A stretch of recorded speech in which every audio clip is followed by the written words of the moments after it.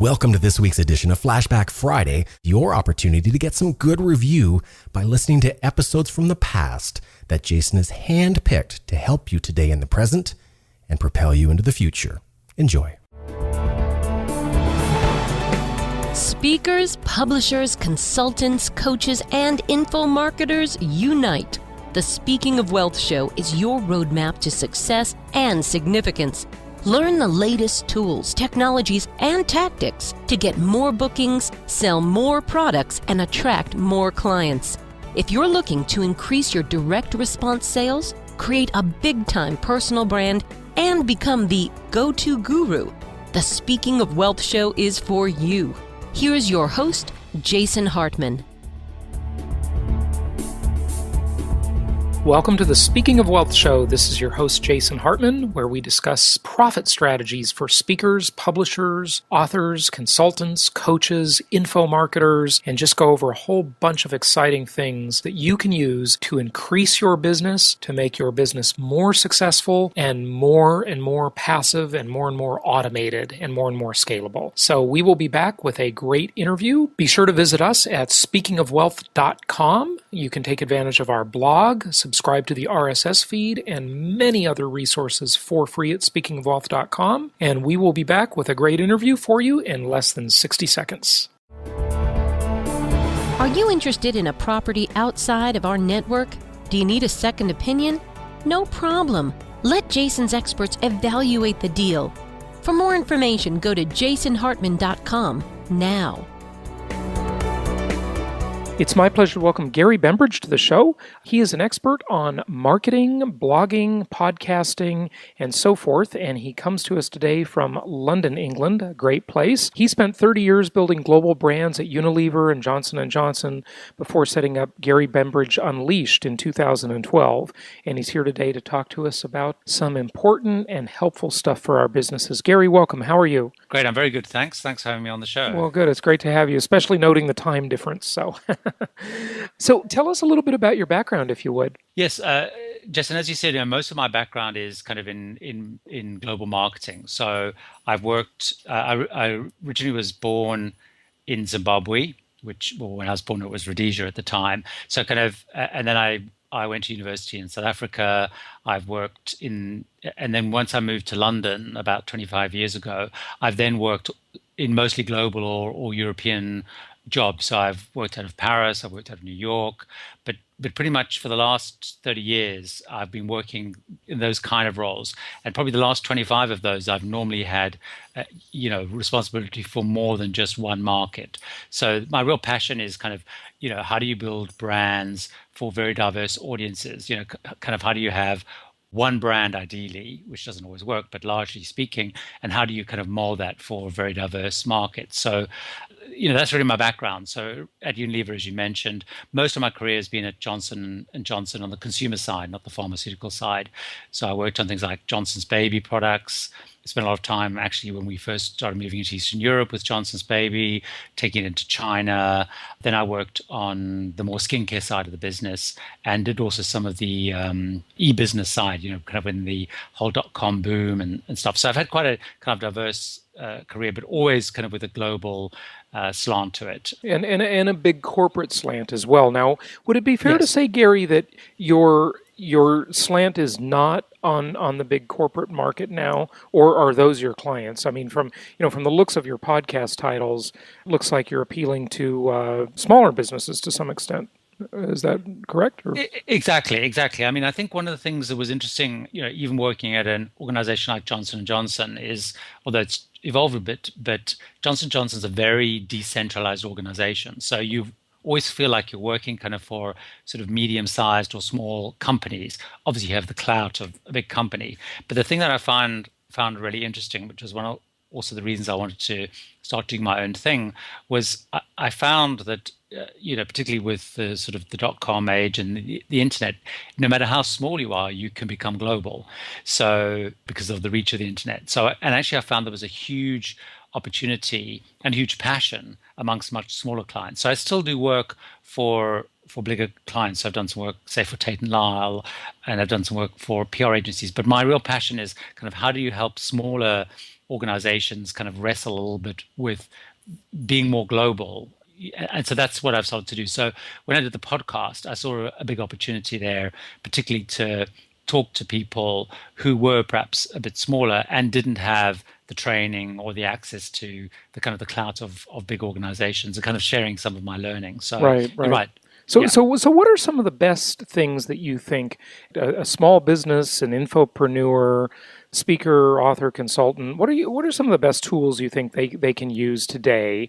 I have a feeling I know the answer, but it's one that's near and dear to both of our hearts. But what do you think are some of the best opportunities that they should be chasing now? I mean, in terms of the biggest opportunities are clearly stuff that you do online, whether it's digital, and largely anything that's kind of digital, or even stuff that can be sold digitally, but necessarily, delivered, maybe it still has to be physically delivered, because as the DHLs or those kind of things have got to understand globalization much better, you can actually also sell globally and still, provide, delivery quite quickly. But I do think there's a huge opportunity in this whole kind of information, digital product, or digital delivery of products. I think that's probably the biggest opportunity. I think the second opportunity, which I do think is very interesting, which is again slightly more slanted to the physical side, is where you have something that's either very specific to a region or very ethnic or of a region that you can actually then sell more globally. One of the things I've seen a lot, for example, I'll give you an example with my skincare background, is increasingly with the drive into more natural products, people are looking for, products with some authenticity. So whether it's, some products that perhaps are formulated in Greece with, herbs and spices and products that you find around sort of in the Greek islands to create skincare products. But then, there's a real hunger around the world, I think, for natural products that come from small communities. And I think that's a whole nother side. You could never before, if you were doing that locally, you would never have the market for it, but now you can have a big market for that. And I guess we've seen it even through things like eBay and stuff have made people realize that you can access small individual things from a community on a global basis. Sure. Well, that's really the benefit of the long tail concept, right? Exactly. So yeah, fantastic. Well, let's drill down on the first part, which is, of course, the digital and the internet side, because it's easy to execute on, incredibly low cost and very high scale potential in terms of opportunities. Talk to us a little bit about blogging and podcasting, if you would. Yeah. So I have kind of two hats when it comes to the whole podcasting, blogging side. I obviously have the marketing side, which is the thing we're talking about today. But also I started in travel as well, podcasting about 2005, blogging and podcasting and kind of videos. So I've kind of seen those two things, so I have those two sides. I mean, I've seen those two things kind of grow in parallel, if you like. So, I mean, I think probably what I've learned from the travel side is that's probably much more advanced in terms of how sophisticated bloggers are, how sophisticated podcasting are, the growth of video. And that's what I found particularly interesting. And that's what I'm increasingly trying to see, how can I apply that much more to the marketing side? Because I've found that brands are much quicker to engage, for example, with travel bloggers, because by the nature of the beast, people are traveling and moving around. Video is a big very fast growing trend versus the written word. And what I've tried to start to do, and audio is growing because people are wanting to listen to things, access things on the go. And so what I've been trying to do is pull some of those learnings much more onto the marketing side, because I think up until now, when we tend to think of this whole world, we think of the written word. And what I learned a lot from my travel side is, some people like to read, some people like to watch, some people like to listen. And that's what I think, particularly for marketeers or people in this whole kind of information world, is thinking much more around taking content and repurposing it, which is what I think people did in the travel world very well. And that's what I'm starting to experiment much with, more with. I haven't done a lot on the video side, but I think that's a real sense of, the audiences are very different. And even when they want to read, one of the things I've started to experiment with, and I've seen a lot of other people experiment with, is again thinking about repurposing content. So, the ebooks on Amazon, or those kind of mechanisms and tools. Well, give us some example of repurposing. Like what? Let's start people's mind and thinking what ideas are out there for that. So, what types of examples of repurposing? Maybe can I give you a travel example? Sure. Because that's probably the easiest. So for example, I one of my passions is around cruising, for example. So what I've done is had done some work with MSC Cruises. They were launching a new cruise ship. So I had an opportunity to go to the naming ceremony, go on the maiden voyage. So in a traditional way, what used to happen and what they were kind of expecting is a couple of articles that would be written and posted on a blog. But what we did much more through that process is think through the whole life cycle of a decision about people going on a cruise. So instead of it just being about writing some blog posts about the experience, what we did is kind of sat down and said, okay, let's think about, yes, we're covering the maiden voyage, but in reality, that's a snapshot in time. How can we make sure, as we think about the content and the experiences, think about delivering that in different ways, so it actually talks to different audiences along a purchase cycle and decision making of a cruise? So what we did, for example, is so the core content is kind of the same. The ship review, videos of the ship, exploring the ship, the destinations and that kind of stuff. But then kind of what I looked at is saying, okay, let's imagine you're thinking of going on a cruise. So what are the sort of tools and mechanisms and form of content you may want before you're going to go on a cruise? So, for example, edited a video which is all about the experience of going on an MSC cruise and why that may be nicer than an alternative. So it's kind of the same material as later on was actually in the purchase cycle, as when people have made the decision to go, they want to know what the ship looks like and what cabin they should choose. So repurposing the content a little bit around, talking much more around, so this is the ship facilities, this is what the different staterooms look like, here's the benefit of this stateroom versus that stateroom. So we basically thought about all the different content and then packaged it in different ways. So another example is, one of the things I found was I put together an ebook, which I put on Amazon, or the people can also download it, which is again more, and what I found is most people downloading that, it's people who have sort of made the decision to go on a cruise and are looking to something to keep them excited in the 3 months, 6 months, 2 months since they made the decision to go. So we've created an ebook which is all around, again, the hype and the sell, but then talks about planning for embarkation day, making the most of the ship once you're on board. And so it's really, just thinking through that whole kind of a process. So it's, largely speaking, it's probably, 80-90% of it is the same content, repurposing it for the journey and then repurposing it a little bit for format, whether it's a blog post or a podcast or a video or whatever.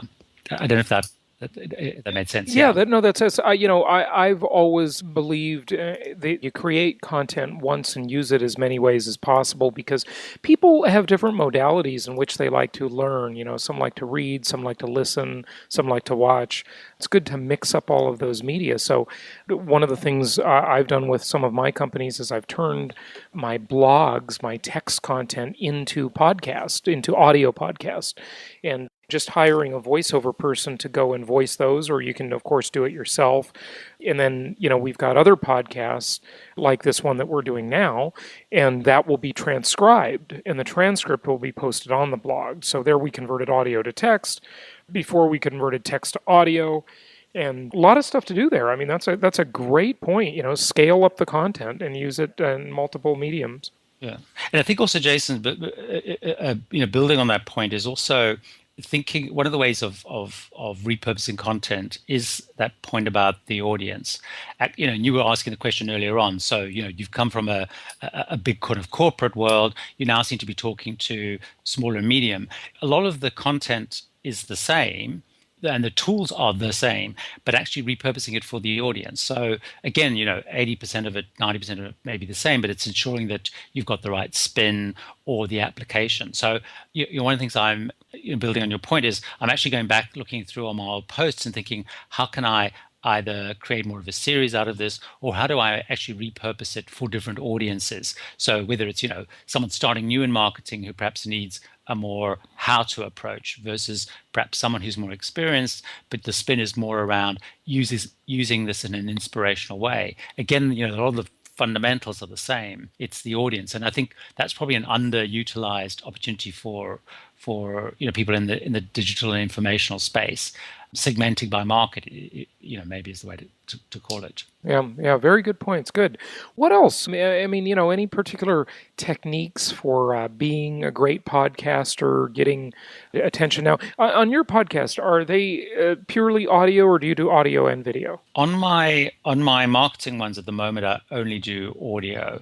On my travel ones, I do audio and video. And I haven't yet got into the video side, but as you're saying, I think it's something I want to experiment much more with. I'm used to doing slightly longer formats. So one of the things I've learned with my travel ones is the video ones in many cases, need to be a little bit shorter. So thinking about how do I break them up into sort of more of a series, if you like, more, one or two core ideas. So at the moment, I haven't done a lot of that yet. On my travel side, I have. How about getting viewers or listeners? I mean, I think one of the things that I think is very underrated is looking for listeners or viewers offline. One of the dangers, particularly as we get very caught up in being online, is and of course, everyone's trying to get their listeners or their viewers online. And so one of the things that I've started to experiment much more with is actually looking for and recruiting people in offline. So actually going much more to conferences or going much more to meetups or, those kind of things. So I use, for example, Meetup, the meetup.com. Sure. And I've started going to, looking like in London where there are different groups of podcasters or bloggers or interest groups and actually trying to get more involved with kind of offline communities. Because I found the dangers we're all fighting for, and I saw this, that kind of revelation came to me a little bit with my travel side, because there's every mother or their dog, their friend has a travel blog, it seems. So actually kind of breaking through is quite difficult. So unless you've got a very, very clear differentiated proposition, it's quite hard. And actually I found the more you go and talk to people who have the same interests of you, that conversion, if you like, is very good. So one of the things I'm trying to do much more is look kind of offline for people. That's kind of the thing that I'm finding is being okay. So let me talk to you about that for a moment. So we had a problem with that, and we were for one of my companies, we get a great bunch of listeners through iTunes and just the web in general, of course. And it's got to be very organic. Unfortunately, I wish you could throw some money at it and just capture more listeners, but it doesn't seem to work very well that way. The day iTunes allows us to advertise, I will be spending a lot of money with them. Exactly. If they'll put my podcast in a featured section or, an advertising section, that'd be great.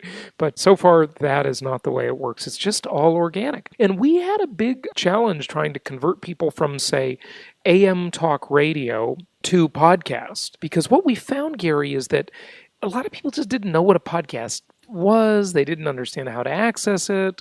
And it seems like the demarcation point is like 45 years old. If they're younger than 45, it's like, okay, they know how to access a podcast. But older than that, it's like, well, I've heard of those, but what is that? How do you get that? I mean, it's challenging to bridge that gap. Any tips on that? No, it's one thing I'm still kind of wrestling with, because I found that the danger is the danger is people may go and listen to one particular episode which they access online. So I don't have any big tips. I mean, I think your point, well, there's 2 points linked to that. Is one, hopefully on iTunes there'll be a better way of kind of both sorting, segmenting, and searching. But actually, one of my even bigger concerns to that, which is maybe a slightly different point, but hopefully is linked to that, is one of the things I'm seeing is with the growth of kind of non-Apple smartphones, that's for me is a big concern around the, podcasts, because in the UK, for example, and it's slightly different in the US, but Android smartphones dramatically now outsell Apple operating iOS systems, and I think that's a big risk for us as podcasters. Is it's not as because podcasts are so integrated into iTunes, I still look at pretty much all of my podcast stuff comes from Apple devices. And, so one of the things I'm trying to figure out, which is sort of linked to your point, and I haven't solved it yet, is how do we make sure that as Android phones grow, where it's less integrated, do we make sure that people understand what is a podcast and how do they access it? I haven't found that answer yet. And for me, it's an even more urgent issue. Well, not even more urgent. It's as urgent as the challenges or limitations within Apple. I don't know if you have any. Yeah, I think those are very good points. And first of all, I use all Apple products, but I got to tell you, Apple really needs to hit it out of the park with this next, before the holidays here, and then next year maybe with the iWatch, because it seems like Apple is really just. I mean, the expectations are so high, admittedly, because they've done so many great things in the past. But now that Steve's gone, and I don't know, I think they really need to do something that's going to amaze to get the excitement back, because it just doesn't seem to be there. But yeah, that's an interesting point. And so what you're saying is that the Android devices they're not as integrated, and so you think that podcast listenership in general will not grow as quickly because it's not growing in the Android world, or it'll be harder to find your podcast in particular? For me, it's a real concern, because when I look at and most of the podcasts I know and even listening to interviews with people from Libsyn and people like that, is the vast majority of podcasts are consumed on Apple devices, whether it's the iPhone or the iPad or whatever. And whilst Android is growing, it's very, very small. But I know that the growth of Android phones is much faster than the growth of podcasts, and it is quite difficult. In fact, someone I know, my partner's mother, had got an Android phone, and I was trying to get them to sign up to podcasts, and it was quite a struggle, because it's not as intuitive, it's not as integrated. So it's kind of a double hit, if you like. People not knowing what a podcast is, plus it's not as integrated. And for me, that's finding a way of, or hopefully someone will find out a way of making it more integrated, or there'll be a drive to make it more integrated. But I think it's a big risk for podcasting. So that's a concern I have. I think podcasting is growing, and when I listen to all the stats, it's growing. But I concerned that it's not growing as fast as it could be if it was as prevalent on Android phones. What do you think is the future of podcast advertising? In terms of people advertising on podcasts? Yeah, it just seems like there's such an opportunity there, number one, for advertisers, I think, and for podcasters to earn revenue from it. Absolutely. I mean, the thing that I think is very interesting is actually the sponsorship side, and that's actually where I've found it much easier to have those kind of discussions, where actually people who align with a particular podcast on a particular topic, and actually say they want both. They want reach, but they also want frequency of message. So that's why I think it's very interesting, is finding, again, a mechanism for sponsoring a podcast. And actually, I'm finding increasingly people starting to reach out to me, or brands starting to reach out to me with an interest of sponsoring a podcast for a period of time, covering, but it's brands which are less, I guess, time specific or message specific, because they understand that point of the long tail. And I guess for most podcasters, 50% or more of their podcasts are consumed way after they've been issued, unless they're very, very time sensitive. And so I think that's quite a big sell for podcasters, is the fact that if you sponsor a podcast, particularly if you've got a brand that's around, or a message that's around for some time, you can obviously get reach when you first do it, but you've got a very, very long tail, potentially of years and years and years. I think that's a big opportunity. Oh, I think so too. Yeah. I just think it's a huge opportunity. Very good points. Very good points. Well, what else would you like people to know, or what other tips would you like to share? Well, you mentioned Libsyn. Do you use Libsyn for your podcasting, or do you use Amazon's S3? Or I used to sort of host them myself, and then I moved to Libsyn, and I wish I'd done it in 2005 if they were around, because I found that a very powerful tool. First of all, the speed has been very good, getting some of the stats, and actually just makes it so much more easy in terms of that whole RSS feed and all that kind of stuff. So those podcasts that I'm actually now kind of moving all my back catalog onto them. So I find that as a podcast, probably when I started, it was much more manual, I think, in 2005, and I think tools like that have been very, very, very helpful. Any other tools, or for your blogs, for example, do you use WordPress or any That was particular software? yeah. I started on Blogger again years and years ago in 2005, and last year I moved to WordPress, which again was the best thing I ever did, and I wish I'd done it ages ago. I'd kind of resisted doing it because it seemed like so much work, but just the kind of the flexibility and the ability to constantly evolve. Because I think one of the dangers is making sure that everything is constantly looking fresh, looking new, and evolving very fast. And I think the great thing that I found with WordPress is that ability to just be constantly evolving. So if you look at like my site, GaryBembridge.com, it's still on blog. I haven't moved it yet, and I keep looking and thinking, I look like it's from the 1950s, but I know with WordPress, what I've done with my travel sites and other things I've done is I can be constantly evolving those and being, and knowing that behind that whole thing is lots of people with lots of passion, whether it's plugins and stuff that are going to keep moving with the times.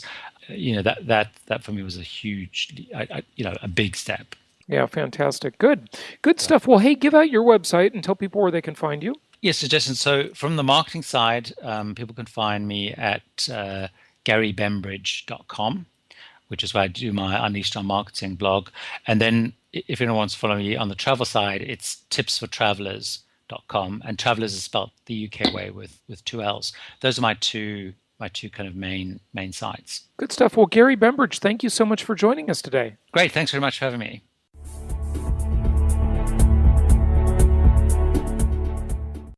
This show is produced by the Hartman Media Company, all rights reserved. For distribution or publication rights and media interviews, please visit www.hartmanmedia.com or email media@hartmanmedia.com. Nothing on this show should be considered specific personal or professional advice. Please consult an appropriate tax, legal, real estate, or business professional for individualized advice. Opinions of guests are their own, and the host is acting on behalf of Platinum Properties Investor Network, Inc. exclusively.